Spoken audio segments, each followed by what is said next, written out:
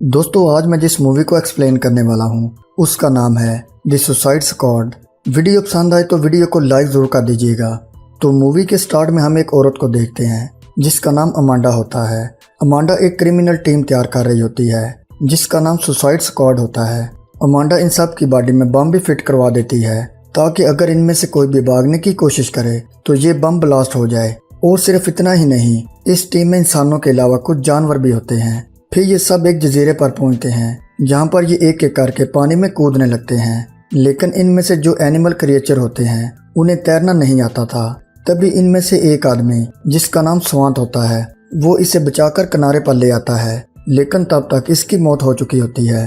अब यहाँ पर इन सब का जिससे सामना था वो एक आर्मी ग्रुप था। फिर वो आर्मी वाले यहाँ पर भी आ जाते हैं और इन्हें चारों तरफ से घेर लेते हैं। तभी इनमें से एक आदमी जिसका नाम ब्लैक हार्ट होता है वो अपने हाथ ऊपर करके चिल्लाने लगता है, लेकिन आर्मी इस पर फायरिंग कर देती है और गोली सीधी इसके मुंह पर लगती है जिससे ये उधर ही नीचे गिर जाता है। दूसरी तरफ अमांडा ये सब देख रही होती है। वो इन सब से कहती है कि जो भी हो जाए तुम पीछे नहीं हटोगे। अब इसी बात का फायदा उठाते हुए इनमें से एक लड़की जिसका नाम हार्ले क्विन होता है वो अपनी बड़ी सी गन से इन आर्मी वालों पर अटैक कर देती है जिससे उनके काफी लोग मारे जाते हैं। अब यहाँ पर इनकी लड़ाई शुरू हो जाती है। तभी इस टीम का एक मेंबर आर्मी वालों पर एक ब्लेड फेंकता है जिससे एक आदमी का सर और दूसरे की गर्दन एक साथ ही कट जाती हैं। फिर आर्मी वाले भी अंधाधुंध फायरिंग शुरू कर देते हैं। तभी हार्ले क्विन अपनी जान बचाते हुए यहाँ से भागने लगती है और एक बड़े से पत्थर के पीछे छुप जाती है। फिर यहाँ इसके पास इनका एक और मेंबर भी आ जाता है। इस टीम में एक और मेंबर भी होता है जिसका नाम TDK होता है। वो अपने दोनों बाजुओं को बॉडी से लॉक करके आर्मी की तरफ भेजता है जो आर्मी को तंग करने लगते हैं, लेकिन इससे भी बात नहीं बनती।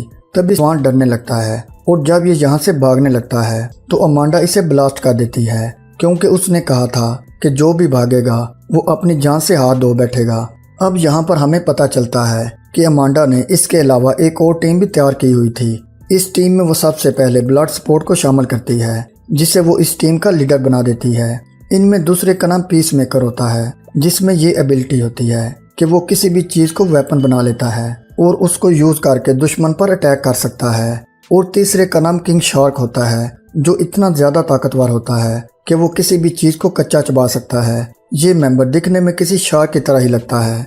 चौथी मेंबर का नाम कैजो होता है जिसमें चूहों को अपने कंट्रोल में करने की एबिलिटी होती है, यानी कि इस टीम के हर मेंबर के पास अपनी एक एबिलिटी होती है। फिर अमांडा इस टीम को मिशन के बारे में बताने लगती है कि उस जजीरे पर एक जनरल का कब्जा है और वो पूरे अमेरिका पर भी कब्जा करना चाहता है।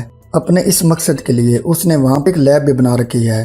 अब तुम्हारा काम ये है कि तुम इस जजीरे पर जाकर उस लैब को तलाश करोगे और जनरल के साथ उस लैब को भी तबाह कर दोगे। लेकिन इसके लिए तुम्हें जनरल के राइट हैंड यानी इस लैब के इंचार्ज को पकड़ना होगा। दूसरी तरफ हार्ले क्विन और फ्लैग बच जाते हैं और अपनी जान बचाने के लिए वहां से भागने लगते हैं, लेकिन हार्ले क्विन को आर्मी वाले पकड़ लेते हैं और फ्लैग को उस जजीरे के कुछ लोग पकड़ लेते हैं। दूसरी तरफ अमांडा की दूसरी टीम भी इस जजीरे पर पहुंच चुकी होती है, लेकिन रात होने की वजह से ये लोग इधर ही रुककर कुछ आराम करने का फैसला करते हैं। फिर रात को जब अचानक ब्लड स्पोर्ट की आंख खुलती है तो वो देखता है कि किंग शार्क भूखा होने की वजह से उस लड़की यानी कैजो को ही खाने लगता है, लेकिन ब्लड स्पोर्ट उसे आवाज देकर रोकता है और साथ ही उस पर गोली भी चला देता है। लेकिन किंग शार्क को गोली से जरा से भी चोट नहीं आती।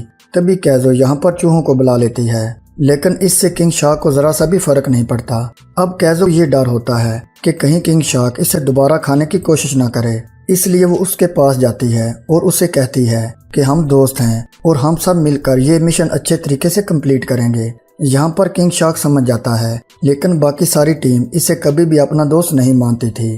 अब अमांडा अपनी टीम से राब्ता करती है और उन्हें फ्लैग को जजीरे के लोगों से बचाने के लिए कहती है जो कि एक कबीला होता है। तभी वो सब उस तरफ जाने लगते हैं और वहां पहुंचते ही किंग शार्क एक आदमी को खा जाता है। फिर यहाँ पर उन लोगों का एक आदमी आता है जिसकी तरफ पीस मेकर एक कुल्हाड़ा फेंकता है जो सीधा उस आदमी के सर पे जाकर लगता है, जिससे उसकी वहीं पर मौत हो जाती है। और फिर यहाँ पर इनके दरमियान लड़ाई होती है। फिर जब ये सब अंदर जाते हैं तो इन्हें पता चलता है कि कबीले वालों ने फ्लैग को कैद नहीं किया बल्कि उन्होंने इसकी जान बचाई थी। फिर उस कबीले की लीडर उन्हें बताती है कि हम भी उस जनरल के खिलाफ हैं। वो इन सब पर गुस्सा करने लगती है कि तुमने बिना देखे मेरे आदमियों को जान से मार दिया। यहाँ पर फ्लैग कहता है कि अब इस बात को जाने दें, हम सब का एक ही मिशन है, तो आपस में लड़ने का कोई फायदा नहीं। फिर ये उस कबीले के लीडर को बहुत मुश्किल से मनाते हैं। दूसरी तरफ आर्मी वाले हार्ले क्विन को जनरल के पास ले जाते हैं, जहां जनरल उससे कहता है कि अगर तुम मुझसे शादी कर लो तो मैं प्रेसिडेंट बन जाऊंगा, क्योंकि लोगों को लगता है कि मेरा शादीशुदा होना जरूरी है और फिर हम दोनों मिलकर पूरी दुनिया पर हुकूमत करेंगे। अब यहाँ पर हार्ले क्विन लालच में आ जाती है और शादी के लिए मान जाती है, लेकिन जल्दी उसे अपनी गलती का एहसास हो जाता है। और फिर एक दिन जब वो जनरल से मिलने जाती है तो वो जनरल को गोली मार के जान से मार देती है। तभी आर्मी वाले इसे दोबारा कैद कर लेते हैं। इसके बाद हम एक और आदमी को देखते हैं जिसका नाम मैथ्यू होता है। क्योंकि मैथ्यू भी प्रेसिडेंट बनना चाहता था, इसलिए वो जनरल की मौत का सुनकर बहुत खुश हो जाता है। दूसरी तरफ सुसाइड स्क्वाड का ग्रुप उस सिटी तक पहुंच जाता है। वो सब एक बस में होते हैं और एक दूसरे को अपनी स्टोरी सुना रहे होते हैं कि हम कैसे एक क्रिमिनल बने। फिर ये सब एक क्लब में पहुंचते हैं जहां पर लोग डांस और सिंगिंग कर रहे होते हैं। यहाँ पर ये एक आदमी को देखते हैं जिसका सर काफी अजीब होता है। अब यहाँ पर आर्मी वाले भी आ जाते हैं, तो ब्लड स्पोर्ट उस आदमी को वहाँ से साइड पे कर देता है और खुद पीस मेकर के साथ आर्मी वालों के सामने आ जाता है ताकि वो इन्हें पकड़ सकें।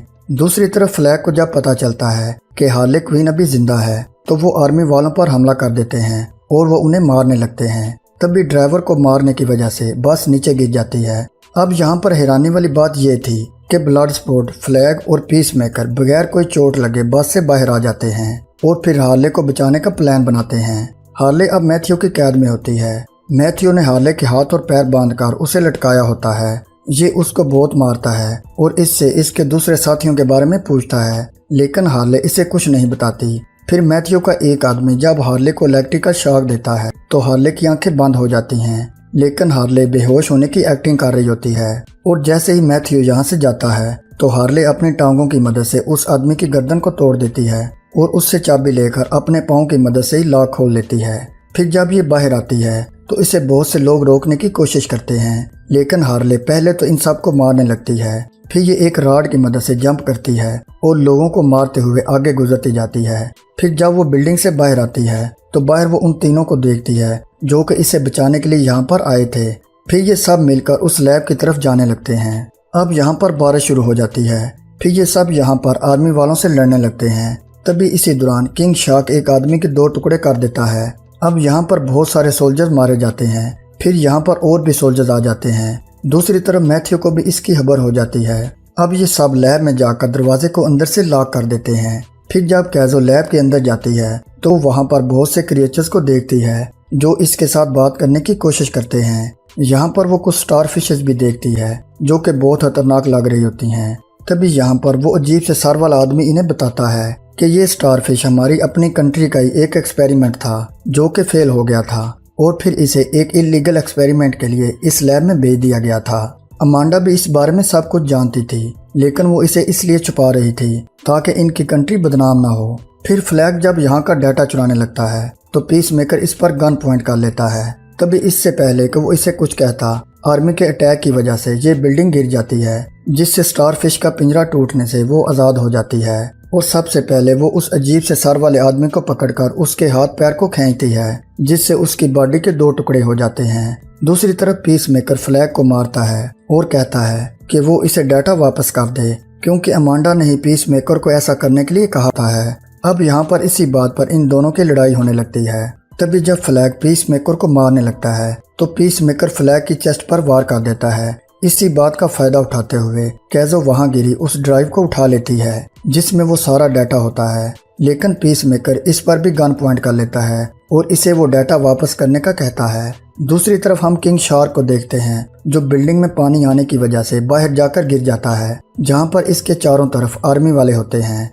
यहाँ ब्लड स्पोर्ट भी बिल्डिंग से गिरने लगता है, लेकिन हार्ले इसका हाथ पकड़ लेती है और इसे नीचे गिरने से बचा लेती है। अब नीचे सब आर्मी वाले किंग शार्क पर गोलियां चलाने लगते हैं, क्योंकि किंग शार्क बहुत स्ट्रांग होता है, इसलिए वो खड़ा हो जाता है और आर्मी वालों पर अटैक करके उन्हें मारने लगता है। अब लैब काफी डैमेज होने की वजह से नीचे गिरने ही लगती है कि हार्ले क्वीन और इसके साथी यहाँ से जंप लगाकर बाहर आ जाते हैं और वो बिल्डिंग नीचे किंग शार्क पर गिर जाती है। यहाँ पर ब्लड स्पोर्ट की रस्सी टूटने की वजह से वो नीचे जाता है, जहाँ पर पीस मेकर ने कैज़ो पर गन पॉइंट की होती है।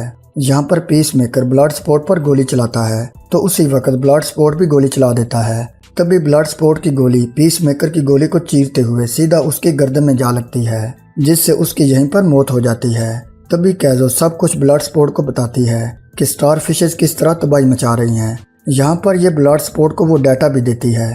तभी किंग शार्क भी एक आदमी का सर खाते हुए यहाँ पर आ जाता है। अब यहाँ पर मैथ्यू के आदमी भी आ जाते हैं और ये इन सब पर अटैक करने ही लगते हैं कि स्टारफिश बिल्डिंग को तोड़ते हुए बाहर आ जाती है, जो कि साइज में बहुत बड़ी होती है। तभी आर्मी वाले स्टारफिश पर गोलियां चलाने लगते हैं। इसी दौरान वो स्टारफिश अपने अंदर से छोटी स्टारफिशेस को बाहर फेंकती है, जो कि आर्मी वालों पर अटैक करने लगती हैं। लेकिन वो सुसाइड स्क्वाड की टीम को कुछ नहीं कहती। फिर थोड़ी ही देर बाद जिन लोगों पर स्टारफिशेस ने अटैक किया था वो इनकी बॉडी को कंज्यूम करते हुए उन्हें मॉन्स्टर बना लेते हैं। अब यहाँ पर अमांडा अपनी टीम को कहती है कि तुमने लैब को तबाह कर दिया है, अब तुम सब वापस आ सकते हो। लेकिन वो सब शहर को बचाने के लिए उस स्टारफिश से लड़ने लगते हैं। तभी अमांडा इनसे कहती है कि इसी वक्त वापस आ जाओ, नहीं तो मैं तुम सबको ब्लास्ट कर दूंगी। और जैसे ही वो बटन दबाने लगती है तो इस ऑफिस की एक लड़की अमांडा के सर पर एक रॉड मार देती है, जो कि इसकी ब्लैक मेलिंग से तंग आ चुकी थी। दूसरी तरफ सुसाइड स्क्वाड और स्टारफिश के दरमियान लड़ाई होने लगती है। किंग शार्क इस पर अटैक करके इसका गोश्त खाने लगता है। तभी जब स्टारफिश कैज़ो पर अटैक करने लगती है तो ब्लड स्पॉट बहुत बड़ी जंप लगाकर कैज़ो को बचा लेता है। दूसरी तरफ हार्ले एक बड़ी जंप लगाकर एक रॉड से स्टारफिश की आंख पर वार कर देती है, जिससे स्टारफिश काफी जख्मी हो जाती है और वो नीचे बिल्डिंग पर गिर जाती है। अब कैज़ो यहाँ पर ढेर सारे चूहे बुला लेती है, जो स्टारफिश पर अटैक करके उसे खत्म कर देते हैं। फिर ब्लड स्पॉट अमांडा को ब्लैकमेल करता है कि सारा डाटा हमारे पास है, अगर तुम ये डाटा हासिल करना चाहती हो तो तुम्हें हम सबको आज़ाद करना होगा। तभी अमांडा इन सब को आज़ाद कर देती है, जिसके बाद ये सब एक हेलीकॉप्टर में बैठकर यहाँ से चले जाते हैं। दूसरी तरफ हम पीस मेकर को देखते हैं, जो कि एक हॉस्पिटल में होता है और वो अभी तक जिंदा होता है। यहाँ पर डॉक्टर्स इसका इलाज कर रहे होते हैं और फिर यहीं पर इस मूवी का एंड हो जाता है। तो दोस्तों, कैसी लगी आपको आज की वीडियो? कमेंट करके अपनी राय का इजहार लाजमी कीजिएगा। मिलते हैं जल्दी एक और मूवी के साथ। अपना ख्याल रखिएगा।